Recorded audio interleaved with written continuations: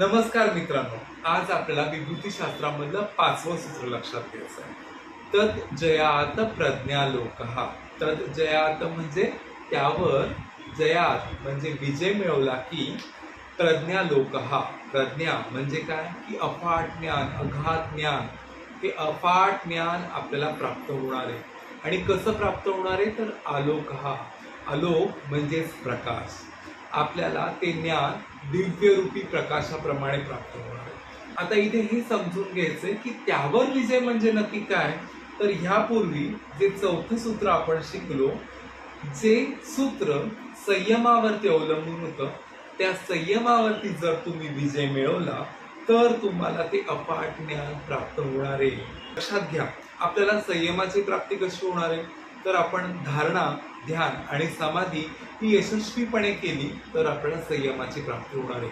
आपण त्या संयमावरती काहीसा विजय मिळवला असं आपण म्हणू शकतो. एखादा सामान्य माणूस असेल तर तो इंद्रियांच्या सहाय्याने म्हणजेच कान, नाक, डोळे यांच्या सहाय्याने तो बुद्धिमत्ता मिळवतो. मात्र हा अफाट जो ज्ञानी असतो त्याला प्रचंड प्रमाणात ही संपत्ती म्हणजे प्रज्ञा मिळू शकते. या प्रज्ञेलाच ऋतंभरा प्रज्ञा असं देखील म्हणतात. हा आलोक त्या ऋतंभरा प्रज्ञेच्याच मागे असतो. निसर्गातील जे अफाट रहस्य आहे त्यांचा तो धनी होऊ शकतो. म्हणूनच या प्रज्ञेला ऋतंभरा प्रज्ञा असं. एक उदाहरण सांगतो. एका भांड्यामध्ये गढूळ पाणी. त्या भांड्यामध्ये जे गढूळ पाणी आहे तर त्या भांड्यामधलं पाणी तर मला दिसत नाहीच, शिवाय गढूळ असल्यामुळे त्याच्यात नक्की काय आहे, दगड आहेत, माती आहेत, कुठल्या प्रकारचे खडे आहेत, कुठल्या रंगाचे खडे आहेत, मला काहीच दिसून येत नाही.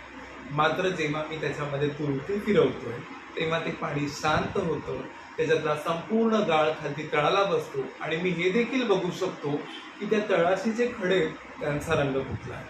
हे सर्व संयमाने प्राप्त होतं. मी त्याच्यावरती विजय मिळवलाय म्हणून त्या ज्ञानाची, म्हणून त्या खड्याच्या रंगाची मला प्राप्ती झाली.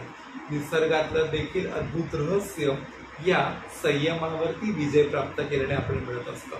विभूतीशास्त्राचं हेच तर रहस्य आहे जे आपल्याला अजूनही उलगडायचं आहे. आपल्याला या विभूतीशास्त्रांमधल्या वेगवेगळ्या सूत्रांवरती विजय मिळवायचा आहे. हे ज्ञान तुम्हाला लवकरात लवकर प्राप्त होण्यासाठी काय करायचंय, हा चॅनल सबस्क्राईब करायचा. तुम्हाला आवडला असेलच लाईक पण करायचंय आणि तुमच्या मौल्यवान कमेंट्स देखील द्यायच्या. लवकरच भेटूया विभूतीशास्त्रामधील पुढच्या सूत्रासह. तोपर्यंत धन्यवाद.